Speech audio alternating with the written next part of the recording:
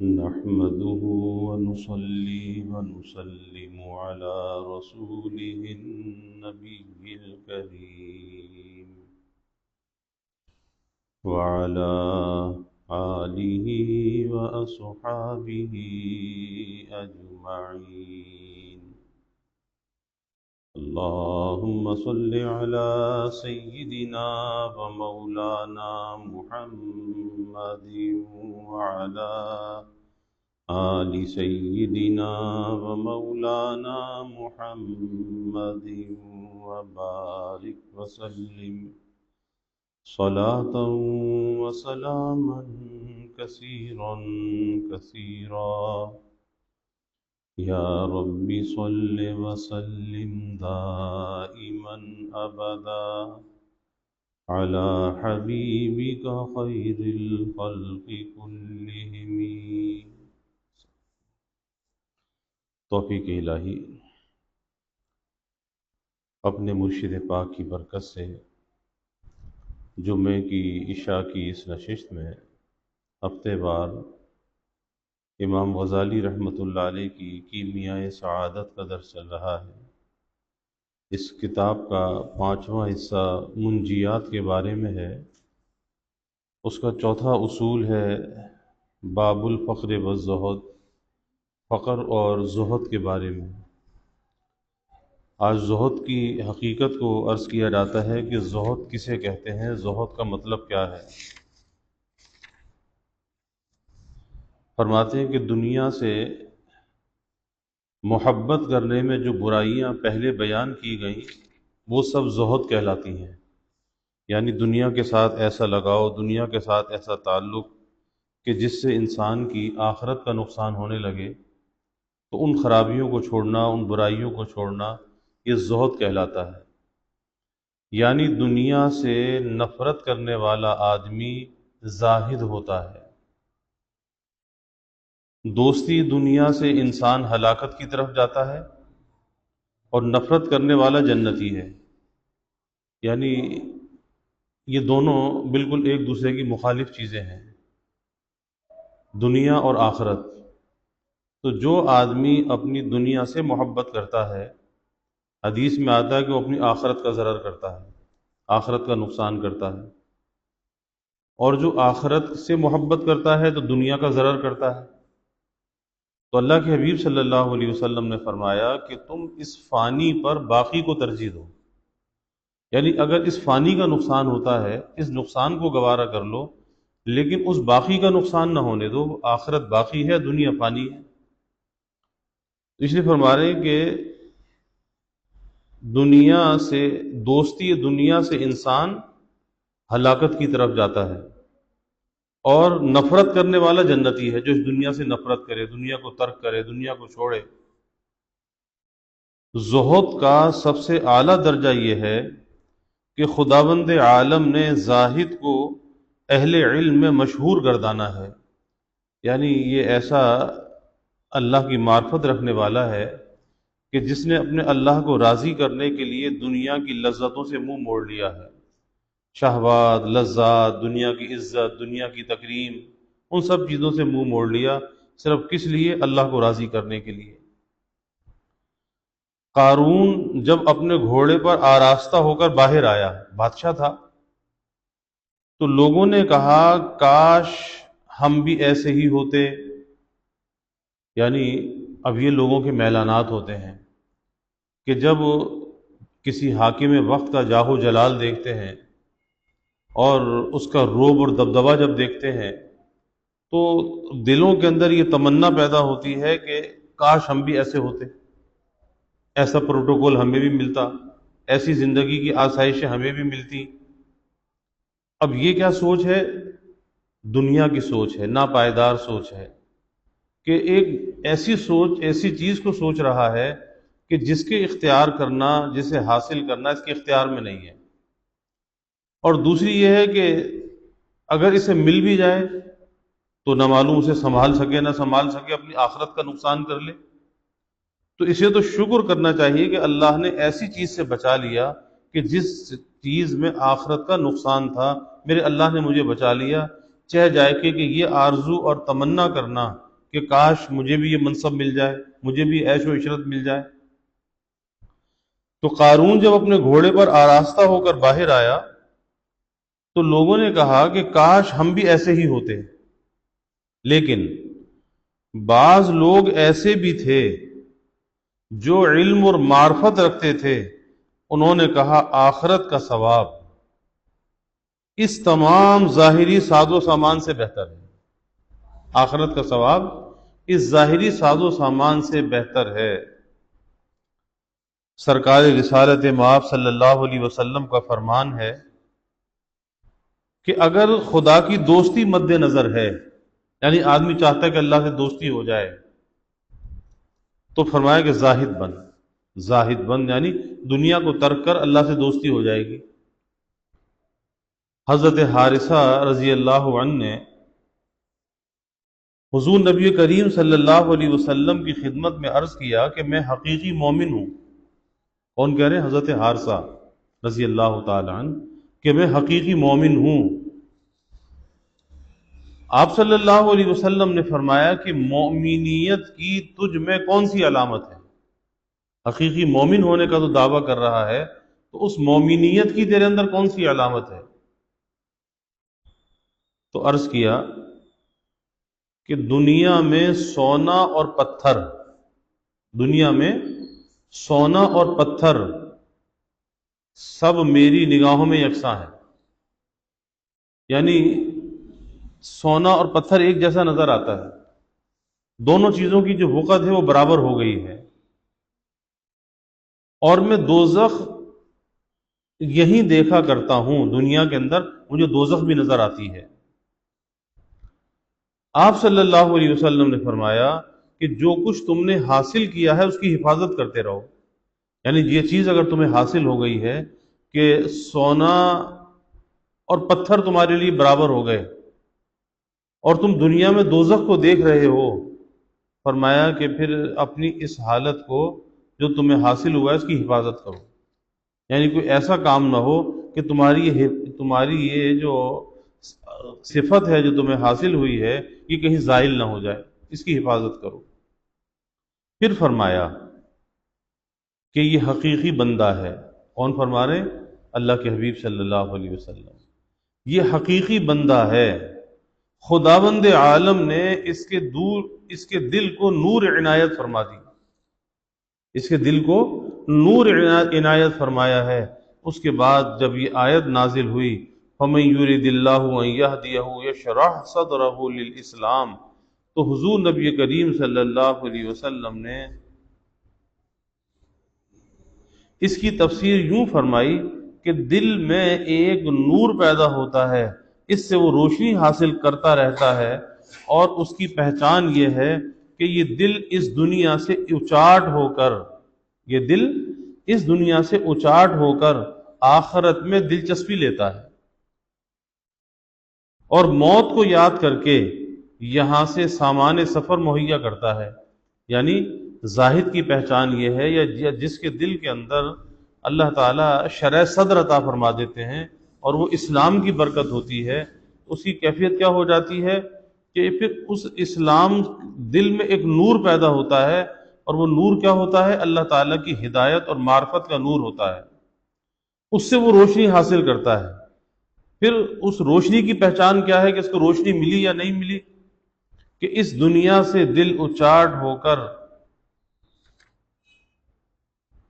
آخرت میں دلچسپی لینے لگتا ہے، دنیا سے دل اچاٹ ہو جاتا ہے، آخرت میں دلچسپی لیتا ہے، اور موت کو یاد کر کے یہاں سے سامان سفر کو مہیا کرتا ہے۔ یعنی اصل یہی زندگی ہے کہ یہاں رہتے ہوئے آخرت کا سامان جمع کرے۔ وہ آخرت کا سامان کیا ہے؟ نیکیاں جمع کرے۔ حضور نبی کریم صلی اللہ علیہ وسلم کا فرمان ہے کہ خداوند عالم سے شرم کرو، خداوند عالم سے شرم کرو جیسا کہ اس کا حق ہے۔ صحابہ نے متعجب ہو کر دریافت کیا کہ کیا ہم شرم کرتے ہیں؟ فرمایا کہ اگر شرم کرتے تو اتنا مال کیوں جمع کرتے جس کو صرف کرنے کی نوبت ہی نہ آ سکے. یعنی اتنا مال انسان دنیا میں جمع کر لے اور مال جمع کرنے کی حرص کے اندر لگا رہے کہ جمع کر کر کے تو رکھ رہا ہے لیکن اس کے استعمال کی نوبت نہیں آ رہی، وہ کھانے کی، وہ پہننے کی، وہ چیزوں کی ضروریات کی، لیکن مال جمع کرنے کے اندر لگا ہوا ہے. اس درجے اپنے آپ کو اس نے کھپا دیا ہے.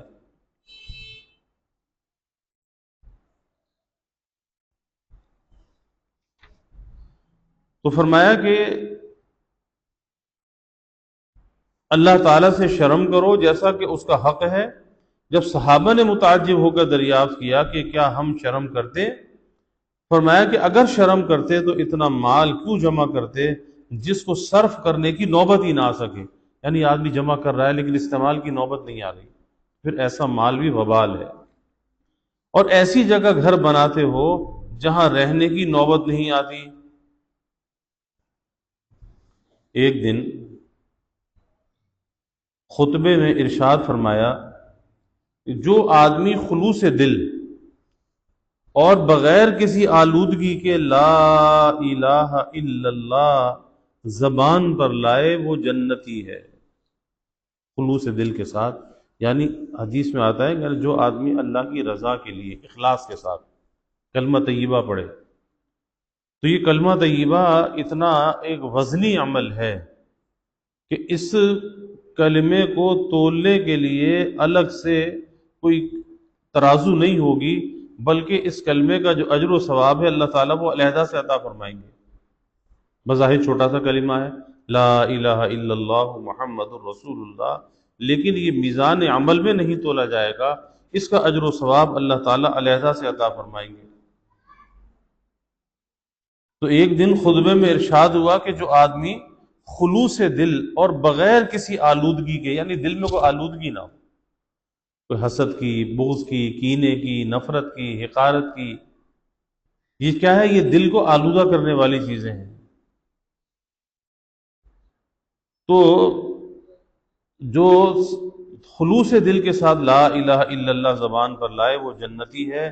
حضرت علی نے دریافت کیا کہ آلودگی کیا ہو سکتی ہے؟ یعنی فرمایا نا کہ جو بغیر کسی آلودگی کے لا الہ الا اللہ پڑھے، تو حضرت علی فرماتے ہیں کہ یہ آلودگی کیا چیز ہے؟ فرمایا حضور نبی کریم صلی اللہ علیہ وسلم نے آلودگی کہتے ہیں دنیا کی دوستی. آلودگی دنیا کی دوستی اور اس کی تلاش، ایک دوست پھر دوسرا دوست پھر تیسرا دوست، پھر اس طرح سے مختلف چیزوں کی تلاش کہ اپنے آپ کو دنیا کے لیے وقف کر رکھا ہے، آخرت کے لیے کوئی فکر نہیں ہے. تو دنیا کی دوستی اور اس کی تلاش، بہت سے آدمی دل سے دنیا دار ہیں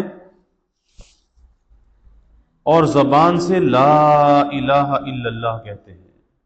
یعنی جب آدمی لا الہ الا اللہ کہے تو اس کی حقیقت بھی دل کے اندر موجود ہونی چاہیے. اب دل میں تو دنیا بسی ہوئی ہے، اسے فرما رہے نا کہ بہت سے آدمی دل سے دنیا دار ہیں اور زبان سے کہہ رہے ہیں لا الہ الا اللہ. تو جب دل سے دنیا دار ہیں تو زبان سے یہ کہنا دل پر کیا اثر کرے گا؟ تو اس لیے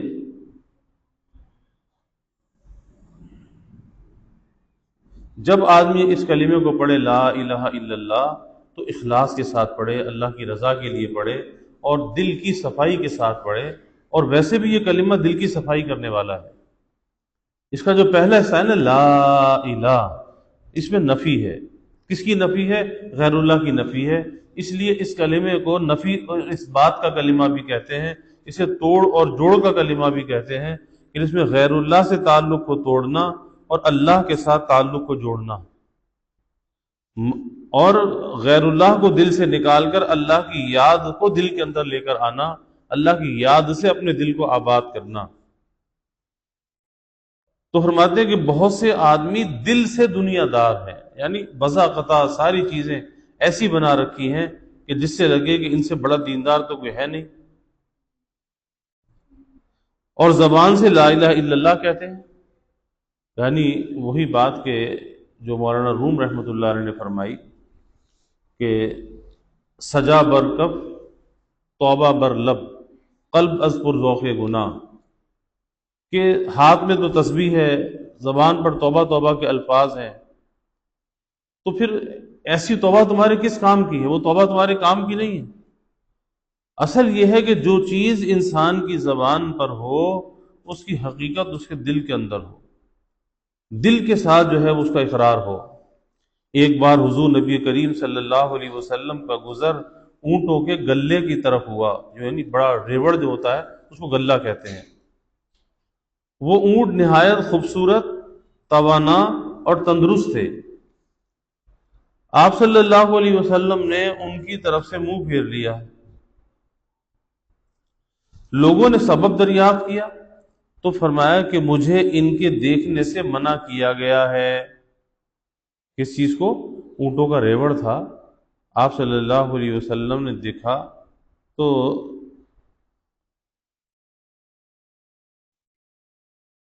فرمایا کہ مجھے اس کے دیکھنے سے منع کیا گیا ہے، اس لیے آپ نے اپنے منہ کو پھیر لیا۔ کچھ لوگوں نے حضرت عیسیٰ علیہ السلام سے ان کے رہنے کے مکان بنانے کی خواہش کی۔ آپ نے فرمایا کہ دنیا کی محبت میں پھنس کر عبادت الہی ناممکن ہے، کہ جب آدمی دنیا کے دھندوں میں لگ جاتا ہے، دنیا کی فکر میں لگ جاتا ہے، پھر کیفیت یہ ہوتی ہے کہ اللہ کی جو عبادت ہے، اپنی آخرت کا جو ڈر اور اس کی تیاری ہے وہ دل سے نکل جاتی ہے۔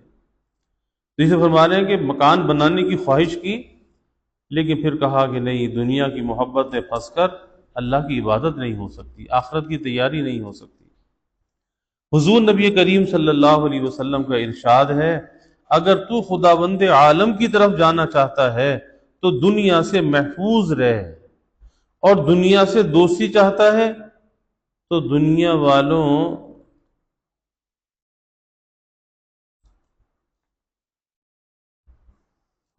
والوں اس کے مال کی طرف متوجہ نہ ہو۔ یعنی کیا فرما رہے ہیں حضور صلی اللہ علیہ وسلم؟ اگر تو خداوند عالم کی طرف جانا چاہتا ہے تو دنیا سے محفوظ رہے، اور دنیا سے دوستی چاہتا ہے تو دنیا داروں کے مال کی طرف متوجہ نہ ہو۔ یعنی اگر دنیا داروں ہی سے دوستی کرنا چاہتا ہے تو پھر دنیا داروں کا جو مال ہے اس کی طرف متوجہ نہ ہو، کیونکہ اگر دنیا داروں کے مال کی طرف متوجہ ہوگا تو پھر فساد ہوگا، بگاڑ آئے گا۔ حضرت حفصہ رضی اللہ عنہا، یہ حضور صلی اللہ علیہ وسلم کی ازواج مطہرات میں سے ہیں، اور حضرت عمر رضی اللہ تعالیٰ عنہ کی یہ بیٹی ہیں حضرت حفصہ۔ تو حضرت حفصہ رضی اللہ عنہا نے اپنے والد صاحب سے عرض کیا کہ آپ مال غنیمت میں اچھے کپڑے اور اچھا لباس استعمال کیا کریں۔ یعنی حضرت عمر رضی اللہ عنہ کون تھے؟ امیر المومنین تھے، اور حضور صلی اللہ علیہ وسلم دنیا سے پردہ فرما چکے تھے۔ تو حضرت حفصہ رضی اللہ عنہا اپنے والد صاحب سے یہ کہہ رہی ہیں کہ آپ اچھے کپڑے، اچھا لباس استعمال کریں۔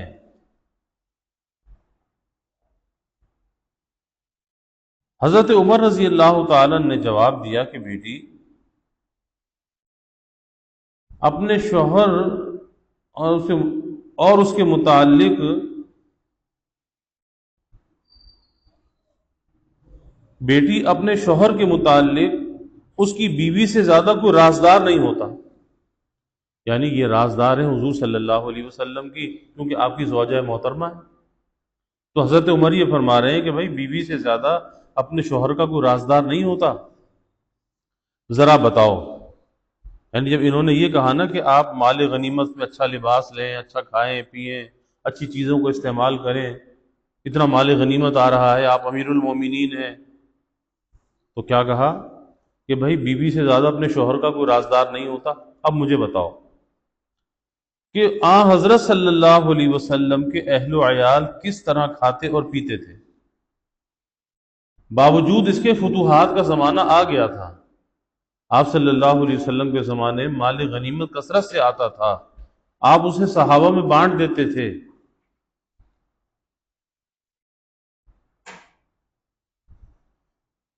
تو ذرا بتاؤ حضرت صلی اللہ علیہ وسلم کے اہل و عیال کس طرح کھاتے پیتے اور رہتے تھے؟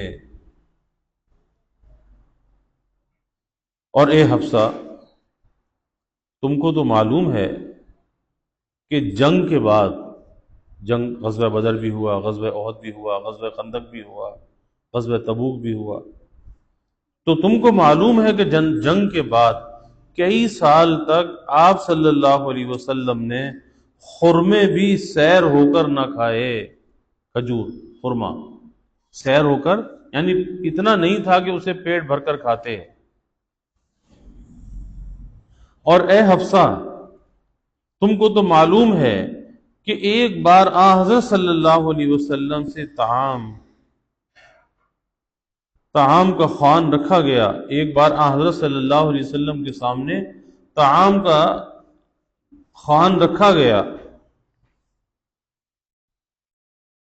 اور آپ نے کوئی اعتنا نہ کی، اس کی طرف متوجہ نہیں ہوئے، یعنی کھانا آیا، سامنے رکھا گیا، لیکن آپ نے اس کی طرف کوئی توجہ نہیں کی، یہاں تک کہ اس کو اٹھا لیا گیا۔ اور تم کو معلوم ہوگا کہ رات کو حضرت صلی اللہ علیہ وسلم اپنی کملی کی 2 تہیں کر لیا کرتے تھے، جو چادر بچھانے کی ہوتی تھی اس کی 2 تہ کر کے آپ صلی اللہ علیہ وسلم اس پہ سو جاتے تھے۔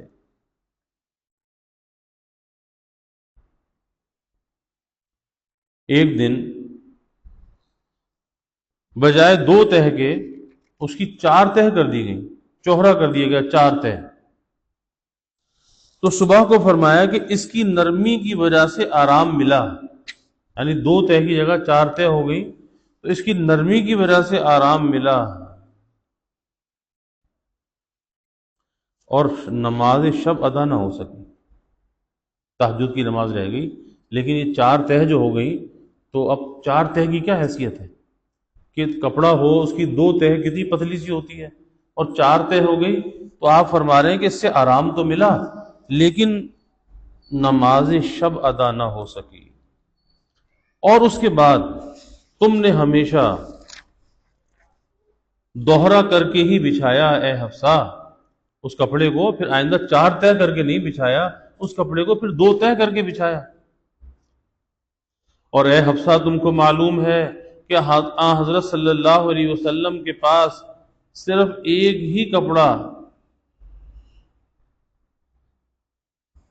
آپ صلی اللہ علیہ وسلم کے پاس صرف ایک ہی کپڑا استعمال کے لیے رہتا تھا، یہاں تک کہ بلال سے اذان، یہاں تک کہ بلال سے اذن کہلایا کرتے، نہیں، یہاں تک کہ بلال سے اذان کہلایا کرتے۔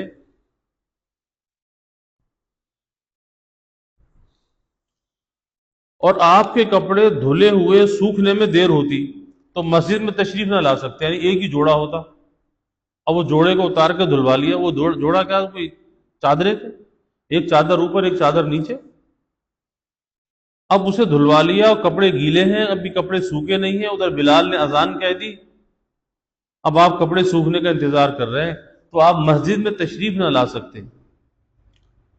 پھر حضرت عمر نے فرمایا کہ تم کو معلوم ہے کہ قبیلہ بنو ظفر کی ایک عورت سرکار رسالت مآب صلی اللہ علیہ وسلم کی خدمت میں تہبند اور چادر بنا کر لائی تھی، بنی ظفر ایک قبیلہ تھا، تو اس کی عورت تہبند اور چادر بنا کر لائی تھی، اس نے ایک بازو ذرا جلدی بھیج دیا تو اس کو پیٹ پر ڈال کر باہر تشریف لائے، حالانکہ آپ کے تہبند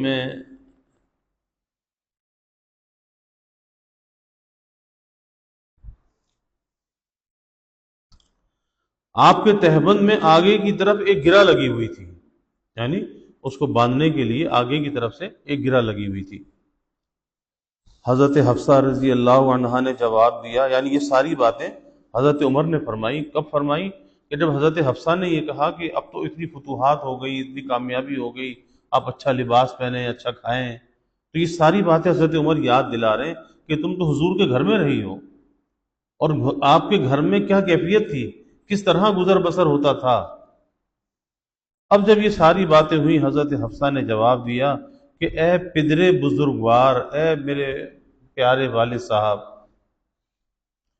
کہا کہ میں سب کچھ جانتی ہوں، میں سب کچھ جانتی تھی،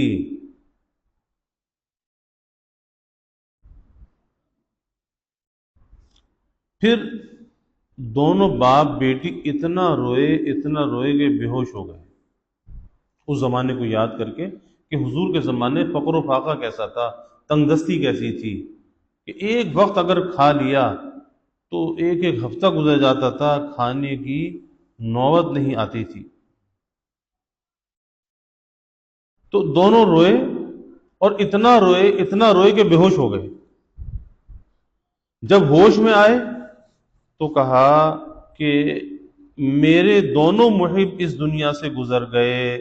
کون کہہ رہے ہیں؟ حضرت عمر رضی اللہ تعالیٰ، کہ حضور صلی اللہ علیہ وسلم بھی چلے گئے، حضرت ابو بکر صدیق رضی اللہ عنہ بھی چلے گئے، تو یہ میرے دونوں پیارے، میرے دونوں محب دنیا سے چلے گئے۔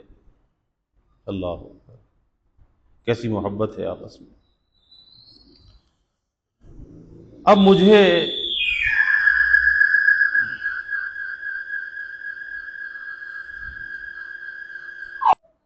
جب ہوش میں آئے تو کہا کہ میرے دونوں محب اس دنیا سے گزر گئے، اب مجھے انہی کے اصول پر کاربند رہنا ہے، جس طرح وہ زندگی گزار کر گئے اب مجھے بھی ایسی ہی زندگی گزارنی ہے، ورنہ میں ان تک نہ پہنچ سکوں گا۔ یعنی وہاں اگر ان سے ملنا ہے، ملاقات کرنی ہے، ان کا ساتھ جنت میں اگر چاہیے تو پھر انہی کے مذاق کو، انہی کے مزاج کو لے کر چلنا پڑے گا۔ کسی صحابی نے دوسرے سے کہا جو ان سے پہلے طبقے میں تھے کہ اگرچہ تم عبادات زیادہ کرتے ہو لیکن ان لوگوں کے مراتب زیادہ تھے جو تم سے پہلے گزر گئے، وہ تم سے زیادہ زاہد تھے۔ حضرت عمر رضی اللہ تعالی نے جواب دیا کہ زہد دنیا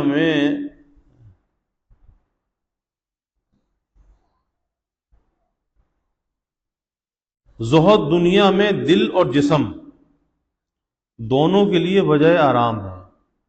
یعنی جب آدمی دنیا کی لذتوں کو چھوڑ دیتا ہے، مال و اسباب کو چھوڑ دیتا ہے، تو پھر جسم بھی آرام میں آ جاتا ہے، دل بھی آرام میں آ جاتا ہے۔ دل اس کی چاہتوں سے خالی، اس کی محبت سے خالی، تو پھر زہد دنیا میں دل اور جسم دونوں چیزوں کو آرام ملتا ہے، جسمانی طور پر بھی اور روحانی اور قلبی طور پر بھی۔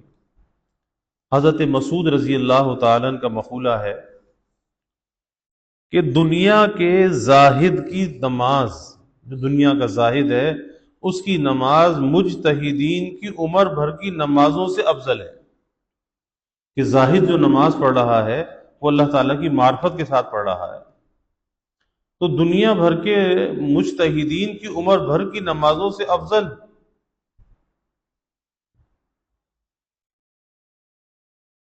حضرت سہل تستری رحمۃ اللہ علیہ کا قول ہے، اگر تم چار چیزوں سے مقابلہ کر لو، تم چار چیزوں سے مقابلہ کر لو تو تمہارے اعمال خلوص کے ماتحت ہو جائیں۔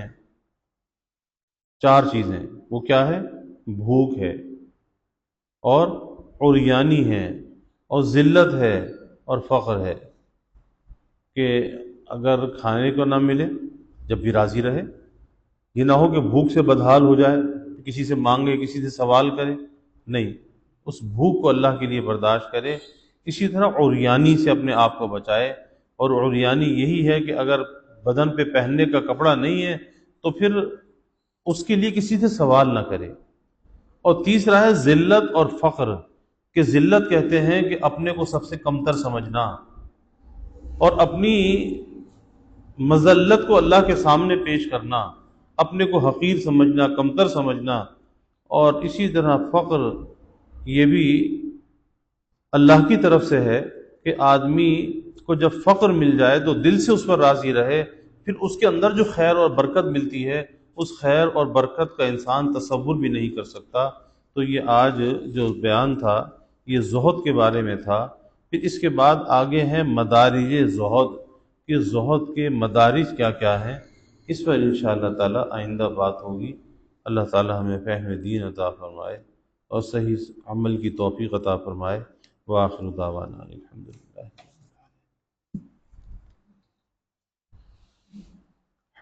رب العالمین والعاقبۃ للمتقین، الصلاة والسلام علی اشرف الانبیاء والمرسلین، اللہم صل علی سیدنا و مولانا محمد وعلى آل سيدنا ومولانا محمد وبارك وسلم صلاة وسلاما كثيرا كثيرا. ربنا آتنا في الدنيا حسنة وفي الآخرة حسنة وقنا عذاب النار. ربنا أتمم لنا واغفر لنا إنك على كل شيء قدير. اللهم أعنا على ذكرك وشكرك وحسن عبادتك. اللهم إنا نستعينك على طاعتك. اللهم أعنا بالعلم وزينا بالحلم وأكرمنا بالتقوى وجملنا بالعافية.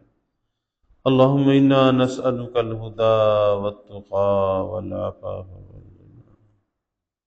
اللهم إنا نسألك الصحة والعفة والأمانة وحسن الخلق والرضا بالقدر. اللهم أحسن عاقبتنا في الأمور كلها وأجرنا من خزي الدنيا وعذاب الآخرة. اللهم أرنا الحق حقا وارزقنا اتباعه. اللهم أرنا الحق حقا وارزقنا اتباعه وأرنا الباطل باطلا وارزقنا اجتنابه. اللهم إنا نسألك العفو والعافية والمعافاة الدائمة في الدين والدنيا والآخرة والفوز بالجنة والنجاة من النار. اللهم إنا نسألك من خير ما سألك منه نبيك سيدنا محمد صلى الله عليه وسلم،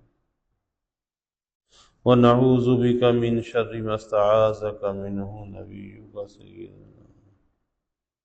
سيدنا محمد صلى الله عليه وسلم، وأنت المستعان وعليك البلاغ. ولا حول ولا قوة إلا بالله. وجزى الله عنا محمدا صلى الله عليه وسلم ما هو أهله، وصلى الله تعالى وسلم على النبي الكريم. آمين.